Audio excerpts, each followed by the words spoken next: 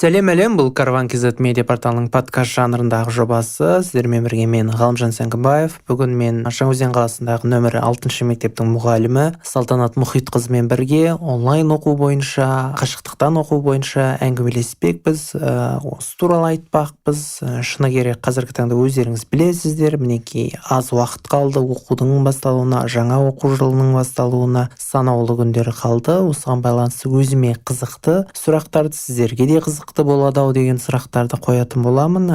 Салтанат ханым барынша жауап береді деген үміттемін. Олай болса, біз бастаймыз. Салтанат, мынау білім саласы үшін биыл қашықтықтан оқу үлкен сынақ болғаны белгілі. Көктем мезгілінде қазіргі таңда онлайн оқу дайындық қалай жүріп жатыр қашықтықтан? Сәлеметсіздер. Бұл мәселе бір ауқымды мәселе болды, қашықтықтан оқыту деген. Бізде елімізде енді бұрын қашықтықтан оқыту деген болмағасын, жалпы мұғалімдерге де оқушыларға да қиын соққаны рас. Себебі оған алдын ала үлкен дайындық керек деп ойлаймын.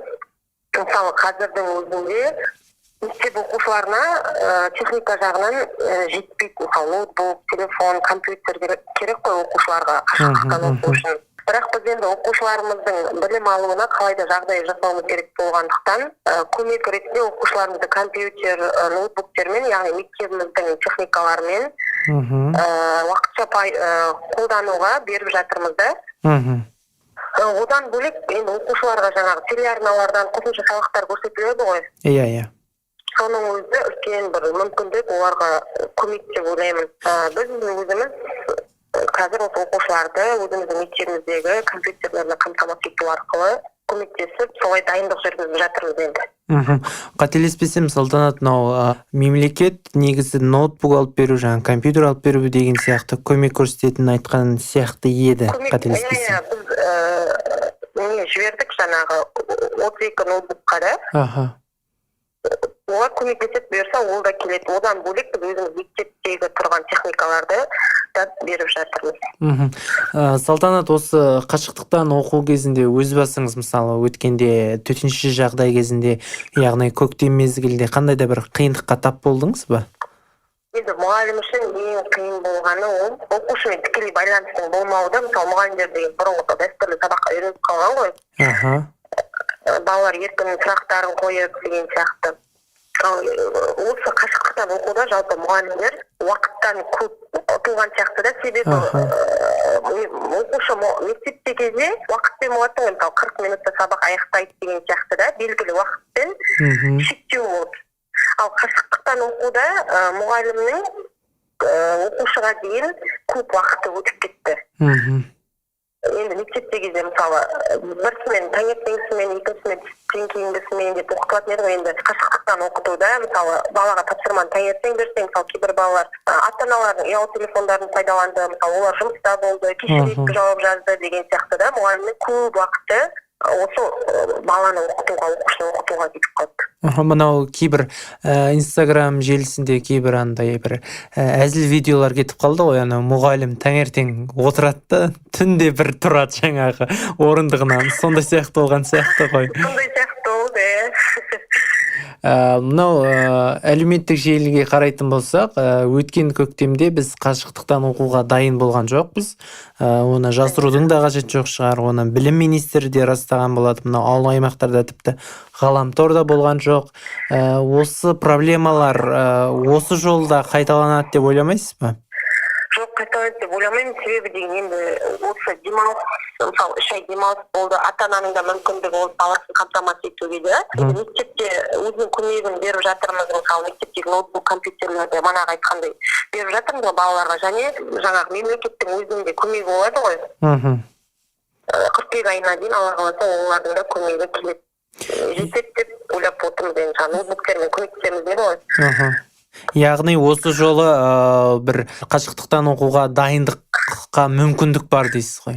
Енді әрине ол 100% емес, техника болғаннан кейін ақаулар болуы мүмкін ғой, бірақ сол көктем мезгіліне қарағанда дайындық қарқынды жүріп жатыр қазір. Мектеп тарапынан да, ата-аналардан да енді олар да түсініп жатыр ғой. Мынау сол өткенде төтенше жағдай кезінде мынау техника жағы өзіңізде болды ма? Қиын жағы, жаңағы істемей қалу деген сияқты. деген сияқты. Мұғалімдерде көп болған жоқ, оқушыларда көп болса, мысалы бір үйде 4-5 бала болды, 6-7 балаға дейін барды. Мысалы біздің мектебіміздің өзінде барлығына жаңағы бірдей ұялы телефон алып бере алмай, жаңағы кезек-кезек пайдаланды деген сияқты да. Көбіне бұл оқушыларға және ата-анаға көп әсерін тигізген сияқты мұғалімге қарағанда. Себебі мұғалімдер өздері бұрыннан қағазбен жұмыс жасағандықтан олардың көбінде жаңағы компьютер, техника жағынан оларда болды да, ал оқушыларға қиындықтар тудырды дейсіз ғой. Қиындықтар тудырды. Ал мынау қашықтықтан оқу кезінде білім дұрыс берілмейді деп жатады. Бұған не дейсіз? Бұған қалай қарайсыз? Білімнің дұрыс берілмейді, білім жаңа офлайндағыдай болмайды. Енді білім берілмейді емес, мұғалім міндетті түрде білім береді ғой балаларға. Дегенмен де ол білімді енді игеру жаңағы оқушы мен ата-ананың жауапкершілігіне байланысты сияқты. Оларда көбірек жауапкершілік болу керек. Себебі мысалы мұғалім өзінің жауапкершілігін біледі, ол міндетті түрде білімін береді, үйретеді ғой. Оны қабылдау, оны игеру жаңағы ата-ананың, сосын оқушының өзінің жауапкершілігіне байланысты сияқты.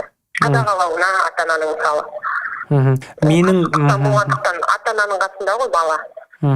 Түсінікті. Мен мына бір нәрсені естідім, бірақ өз басым шыны керек көзбен көрген жоқпын. Кейбір ата-аналар балаларының өздерінің орнына жаңағы барлығын орындап, жаңа мұғалімге жібереді деген сияқты нәрсе. Бұл қаншалықты шындыққа жанасады? Енді шын деп айта алмаймын, бірақ мүмкін енді барлық адам бірдей емес қой. Ол мұғалім көріп тұрмағаннан кейін баласына көмектескен шығар. Мүмкін, иә? Иә, немесе жаңағы енді олар WhatsApp желісі арқылы, телефон арқылы оқушылар ата-ана болмаса да өздерімен байланыста болған шығар мысалы. Бір-бірінен көмек сұрайды ғой бәрібір. Иә. Мынау бірінші, екінші сыныптар онлайн оқу дұрыс емес секілді, менің өзім ойым енді.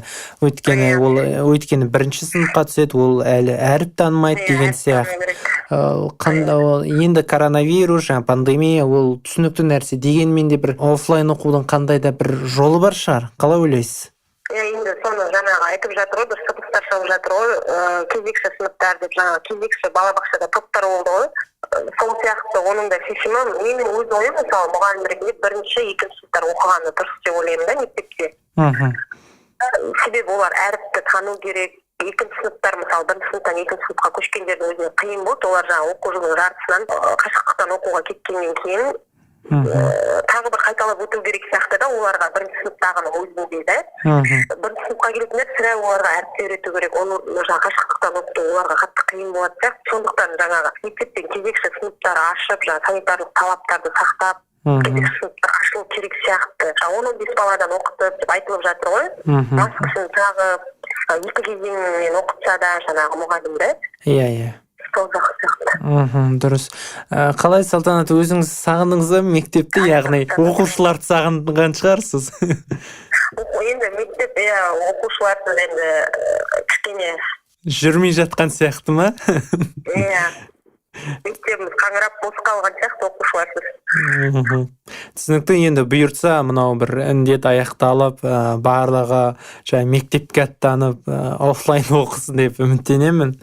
Сізге көп рахмет, Салтанат, тағы да осы келісіп, осы жаңағы онлайн оқу туралы, қашықтықтан оқу туралы айтып бергеніңіз үшін алғысым шексіз. Сізге де көп рахмет. Мінекей біз Салтанат Мұхитқызымен бірге қашықтықтан оқу жайлы, онлайн оқу жайлы, бұның бір проблемалар жайлы сөз қозғадық, ой қозғадық. Көпшілік қауым өзіне қандай да бір нәрсені түйді деген ойдамын. Олай болса, келесі жүздескенше сіздермен бірге болған мен Ғалымжан Сәңкібаев және Караван KZ медиа порталы. Караван әрдайым жаныңыздан табылсын.